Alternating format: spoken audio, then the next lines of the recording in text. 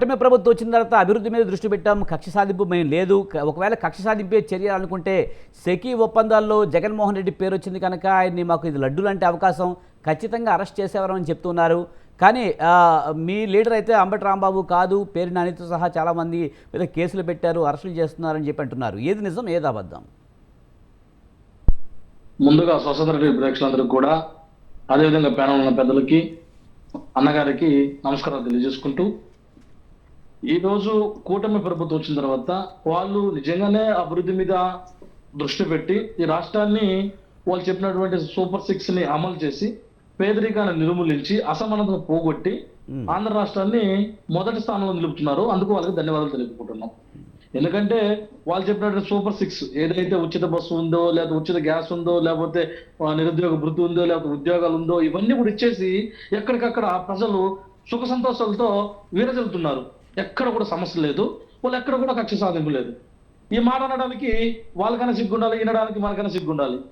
రెండవ విషయము, నాకు లడ్డు లాంటి అవకాశం దొరికింది, జగన్మోహన్ రెడ్డిని కక్ష సాధింపులో చర్య అయితే ఆయన్ని అరెస్ట్ చేసేస్తాము, అలాంటిది మాకు లేదు, మేము అతన్ని ఏమీ టచ్ కూడా చేయడం లేదు అంటున్నారు. ఒకవేళ మీకు లడ్డు లాంటి అవకాశమే దొరుకుంటే మీరు వదిలే వాళ్ళ అవకాశాన్ని క్రియేట్ చేసుకొని మరి మమ్మల్ని ఇబ్బంది పెట్టే రకం మీ పార్టీ వాళ్ళు, మీ అధినాయకుడు. అలాంటి కేసు మీ చేతికి దొరికినప్పుడు మమ్మల్ని, మా నాయకుడిని అరెస్ట్ చేయకుండా ఎందుకున్నారు? అరెస్ట్ చేయండి. మీ దగ్గర ఆధారాలు ఉంటే, ఏదో అమెరికాలో కేసు పెట్టేశారు, జగన్మోహన్ రెడ్డి మీరు పేరు ఉంది కదా అంటున్నారు కదా, మరి తీసుకురండి. రెండో విషయం, సెకీ ఒప్పందము తప్పే అయితే మీ కూటమి ప్రభుత్వం వచ్చిన తర్వాత 6 నెలలు అవుతుంది కదా, ఈ 6 నెలలకి ఎందుకు ఇంకా దాన్ని కంటిన్యూ చేస్తున్నారు? దాన్ని ఎందుకు అలానే ఉంచుతున్నారు? దాన్ని రద్దు చేయొచ్చు కదా తప్పైనప్పుడు. మీరు దాన్ని రద్దు చేయకుండా దాన్ని ఎందుకు వెనకేసుకొస్తున్నారు? అంటే అక్కడ తప్పు లేదనే కదా.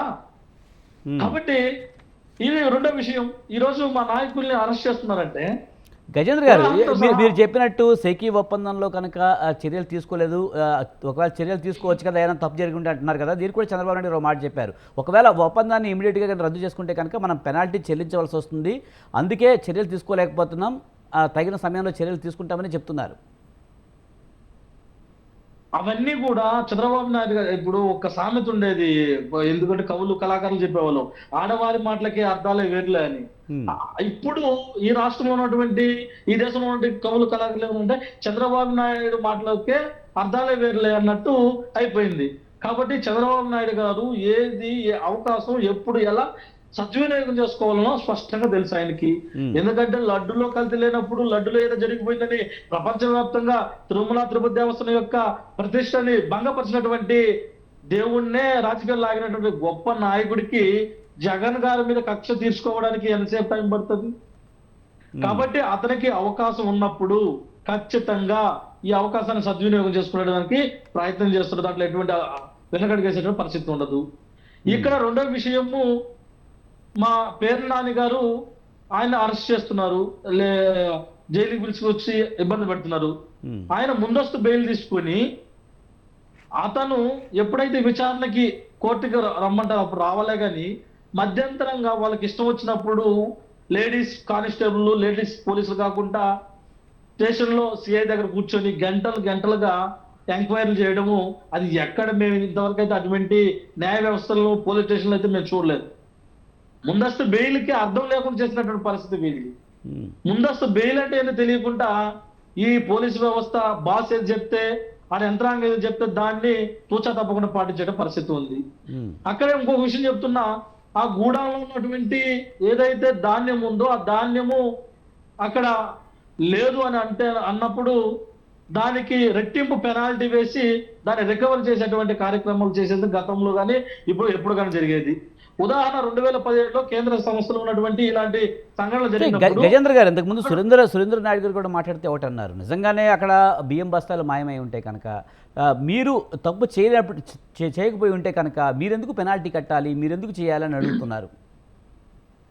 మేము అదే చెప్తున్నా, ఎందుకు కట్టాల్సి వచ్చిందంటే అక్కడ జరిగినటువంటి సంఘటనలు ఇబ్బంది పెడుతుంటే ఏదైతే గోడౌన్లో ఉన్నటువంటి ఆ యాజమాన్యం ఉంటుందో, లేకపోతే దాన్ని పర్యవేక్షిస్తున్న అధికారులు ఎవరైతే ఉంటారో వాళ్ళకి స్తోమత లేకపోతే వీళ్ళు నన్ను నమ్ముకున్న వ్యక్తులకి కాపాడడం కోసం ఆ విధంగా చేయాల్సిన పరిస్థితి వచ్చిందే తప్ప ఏదో తప్పు చేసినటువంటి ఒక్క నిమిషం సురేంద్ర అన్న, సురేంద్ర అన్న ఒక్క నిమిషం అన్న, సురేంద్ర నాయుడు గారు, సురేంద్ర నాయుడు గారు, సుధీర్ అన్న, రైట్ నేను మాట్లాడుతున్నాను. సురేంద్ర అన్న, మీరు కూడా దానకారులు, మేము కూడా చెప్తాము. రైట్ సురేంద్ర అన్న, మీరు కూడా దానకారులు, మేము కూడా చెప్తాం.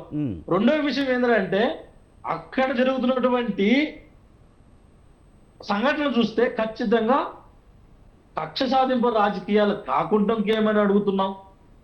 ఎగ్జాంపుల్ చెప్తున్నా, 2017లో కేంద్ర సంస్థ. కానీ గజేంద్ర గారు, సురేందర్ నాయుడు గారు అడిగిందే నేను కూడా అడుగుతున్నాను. నిజంగా తప్పు చేయలేనప్పుడు ఎవరిదో ఫైన్ ఆయన ఎందుకు కట్టాలి? అక్కడ ఎవరైతే అధికారులు తప్పు చేశారో వాళ్ళ మీద చర్యలు తీసుకోమని చెప్పొచ్చు, మా తప్పు లేదని చెప్పొచ్చు. నిజంగా అక్కడ సీసీ కెమెరాలు ఉంటే కనుక ఆ సీసీ కెమెరాలు చూపించవచ్చు, చాలా అవకాశాలు ఉన్నాయి. కానీ ఫైన్ కట్టేసి నా తప్పేం లేదు అని చెప్పి తప్పు ఎలా? సరే, ఇప్పుడు నా వ్యవస్థలో పనిచేస్తున్నటువంటి వ్యక్తుల మీద వాళ్ళకి నేను అండగా ఉండాలని అలాంటి చేసే కార్యక్రమాలు ఉంటాయి. అంటే గజేంద్ర గారు తప్పు చేసినా అండగా ఉంటారనా మీరు చెప్పేది?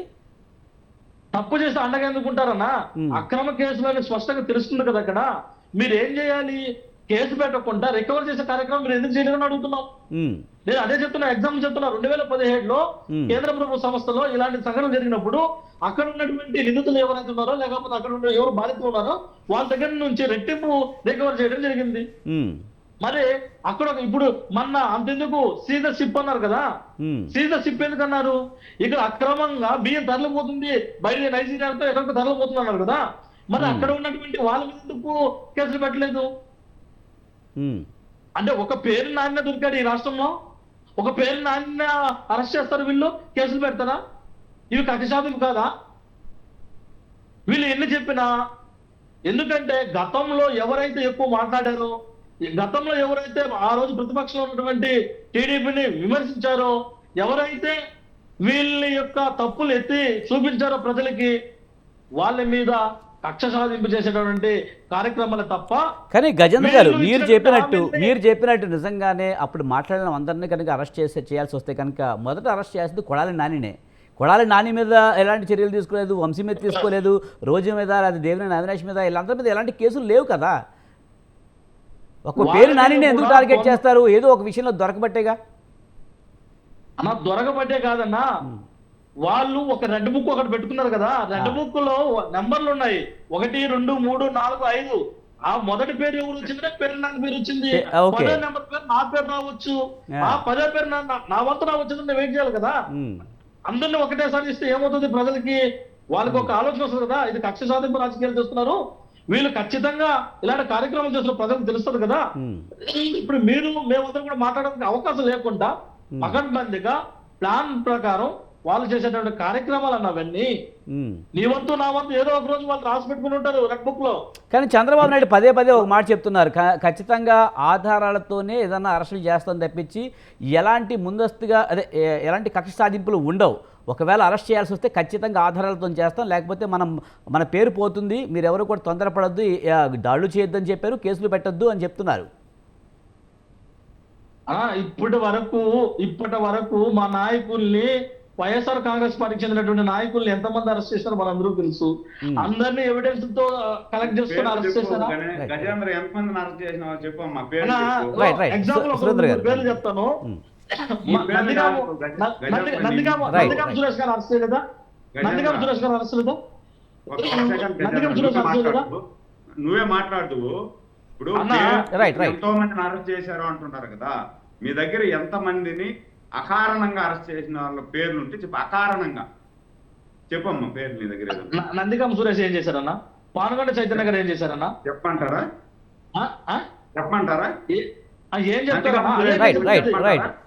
అదే మీకు అనుకూలంగా మీరు కథలను సృష్టించుకొని దాని ఒక ఎస్టాబ్లిష్ చేసి ప్రజల మీద మీ పేపర్లో, టీవీల్లో తాటికల్ అక్షరాలు రాసి ఇదే జరిగింది, ఇదే వాస్తవం చూపించే ప్రయత్నం మీరు చేయాలి. మాకు తెలియదా అన్న?